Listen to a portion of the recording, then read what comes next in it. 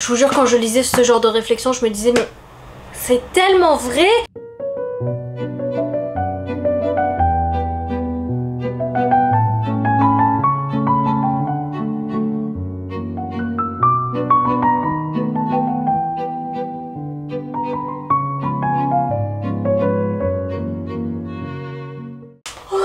Bonjour, il n'y a rien de bon dans ce jour. J'ai mal au ventre, j'ai des crampes, je me sens pas bien, mais les cartons et un déménagement ça n'attend pas. Donc je me suis dit, en même temps que je range mes livres, pourquoi ne pas revoir un peu ce que j'ai dans ma bibliothèque et piocher des petites pépites ici et là qui m'ont marqué et vous les conseiller en même temps. Quand la vie n'est pas quand la vie n'est pas facile, il suffit de joindre l'utile à l'agréable. Là il y aura que de l'utile, il n'y aura pas d'agréable parce que j'ai des crampes. Donc pendant que je souffre, on va faire mes cartons. Et en même temps, je vais vous conseiller quelques livres qui m'ont marqué.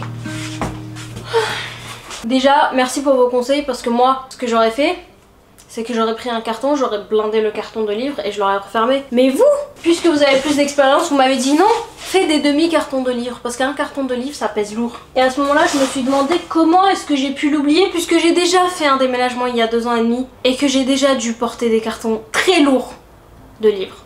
Alors,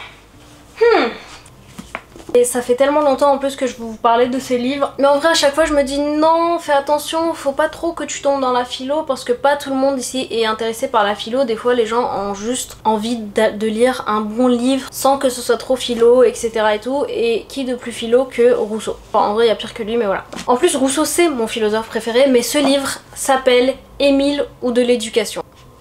Et ça c'est du café. Bref, je suppose que la majorité d'entre vous, ou peut-être pas, je sais pas, veut des enfants. Et on sait que vouloir des enfants c'est dur parce que tu dis putain, faut que je sois prête, parce que faut éduquer un enfant, comment je vais faire, est-ce que je vais réussir, etc. etc. Rousseau, oui, pour les personnes qui vont le dire, je sais, il a abandonné ses enfants et il a eu le culot d'écrire un manuel d'éducation pour les enfants. Mais comme j'aime dire, le fait qu'il ait abandonné ses enfants et qu'il écrive un manuel pour l'éducation des enfants, ça le discrédite lui, mais pas ses propos. Parce que les propos qu'il tient là-dedans, 99% du temps, je suis en mode waouh, je suis tellement contente d'avoir lu ça parce que demain, si j'ai un enfant, je sais que ça me sera utile. Déjà, il y a un truc qu'il a dit où j'étais en mode mais c'est tellement vrai. Par exemple, un des conseils qu'il donne dedans, c'est ton enfant il est là, il veut quelque chose. Admettons, sa peluche, elle est posée là-bas. Bah en fait quand il pleure, au lieu de prendre la peluche et ramener la peluche à l'enfant, il faut prendre l'enfant et pousser l'enfant vers la peluche. Parce que l'enfant doit prendre l'habitude que quand il veut quelque chose, c'est pas aux choses de venir à lui, mais c'est à lui d'aller vers les choses. Parce que le fait de ramener la peluche vers l'enfant peut nourrir à long terme. Le fait d'être passif, ça peut faire de l'enfant enfant roi pour y gâter. En plus l'enfant doit apprendre le plus rapidement possible que c'est pas au monde en fait de se plier à ses désirs et que c'est à lui en fait finalement d'aller chercher ce qu'il veut. Mais surtout l'enfant comprendra assez rapidement que ses actions ont un réel impact en fait sur le monde qui l'entoure. Tu vois un truc simple, un truc bête comme un enfant qui veut sa peluche, et même moi en vrai mon enfant demain veut sa peluche, je lui donne sa peluche, je lui dis tiens tu vois, alors que non. Et peut-être que vous allez trouver que c'est un peu exagéré, que non les gars, moi je suis pas d'accord. Si on essaye de faire les choses bien autant qu'on peut, évidemment personne n'est parfait, les parents parfaits ça n'existe pas et je suis même pas sûre que ce soit bien. Mais il faut faire attention à ce genre de petits détails. Par exemple, Rousseau parle aussi des punitions. Rousseau, il est contre les punitions arbitraires, c'est-à-dire que pour lui, si demain ton enfant casse son jouet, bah tu ne grondes pas ton enfant. Mais tu ne remplaces pas le jouet non plus. Il faut que l'enfant vive avec le fait, avec les conséquences de ce qu'il a fait, tu vois. C'est-à-dire j'ai cassé mon jouet, voilà la conséquence. C'est pas je casse un jouet mais c'est pas grave parce que derrière j'aurai un autre jouet.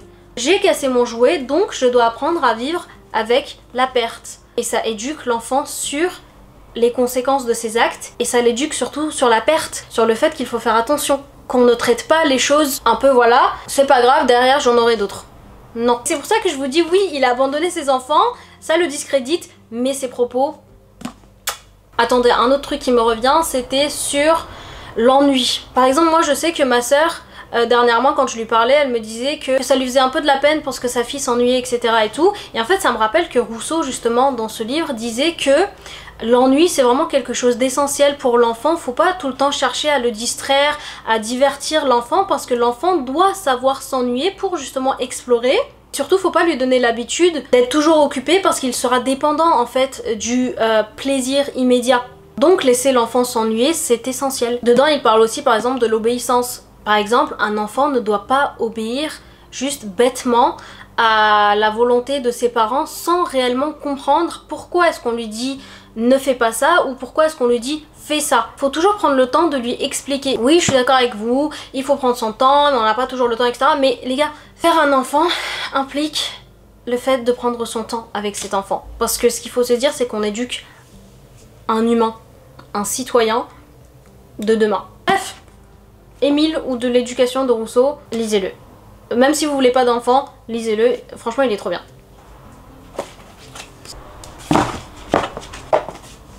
Putain j'ai tellement aimé ce livre. C'est Discours de la servitude volontaire d'Étienne de la Boétie. Je pense que si je peux citer un livre que je pense que les dirigeants de ce monde ne voudraient pas qu'on lise, ce serait vraiment celui-ci.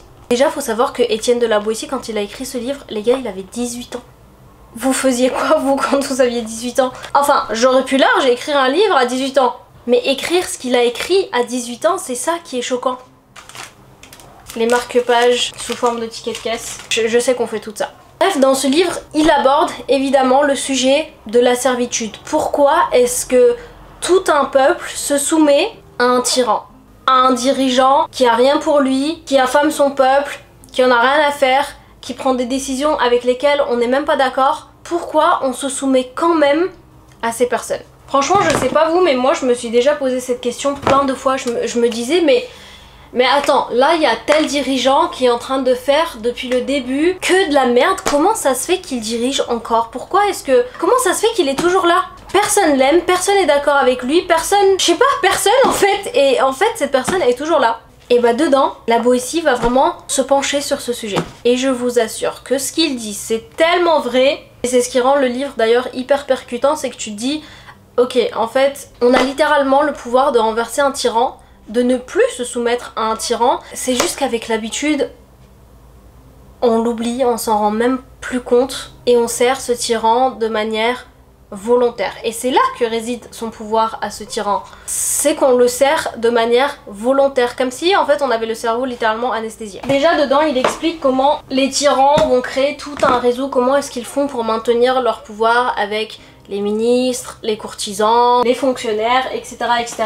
Chacun y trouve son compte, donc évidemment qu'il y a des complices qui le font par intérêt. Mais en fait, là où c'est intéressant, c'est qu'il dit que le peuple sert quelqu'un souvent que par habitude. C'est-à-dire que si depuis la nuit des temps, si depuis que tu es né, que moi je suis née et qu'on a l'habitude d'avoir quelqu'un au-dessus qu'on sert, ben en fait on n'imagine même plus un monde où on ne servirait personne. Et en fait la servitude volontaire devient comme une seconde nature. Tu vois ce que je veux dire? Ah, j'ai le livre You, série Netflix. En fait je l'ai jamais lu. Allez toi je te garde.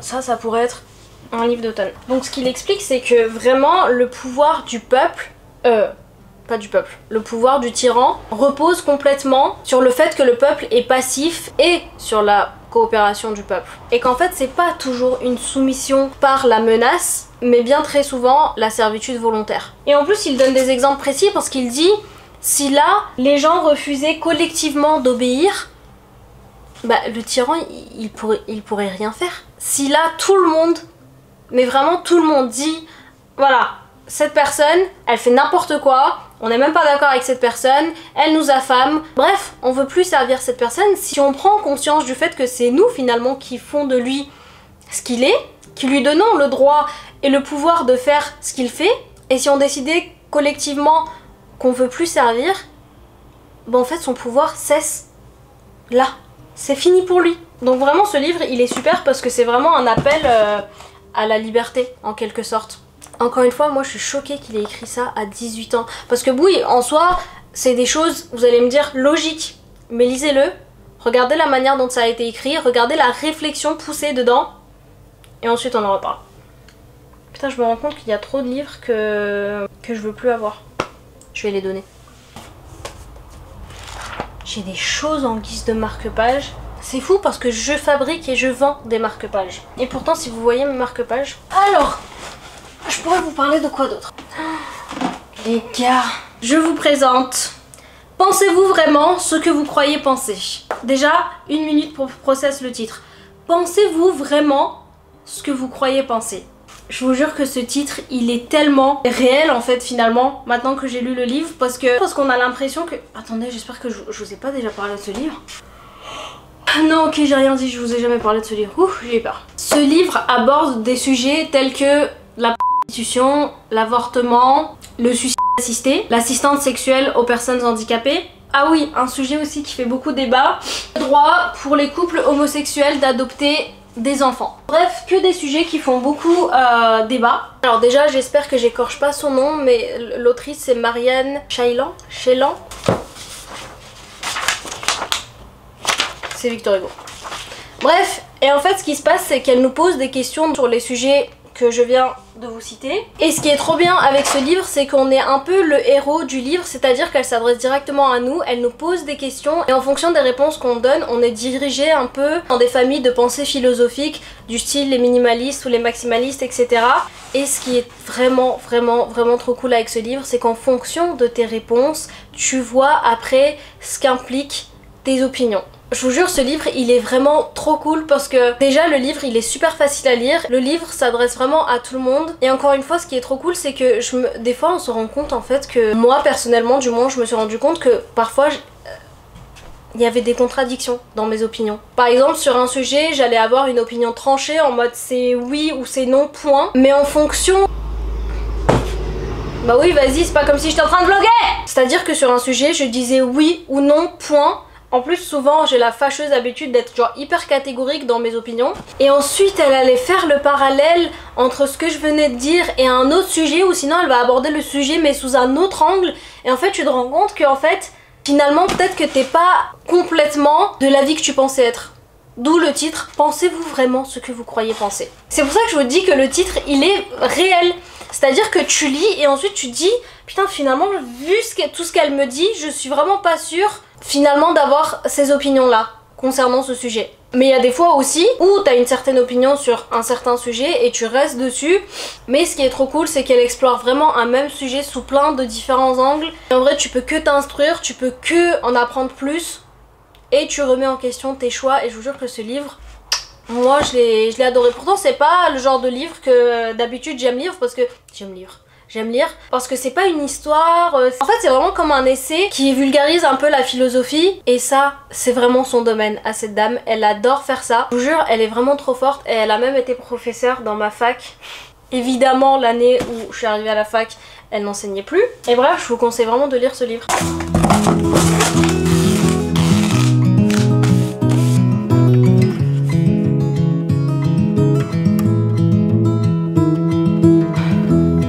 Qu'est-ce que je fais avec ça?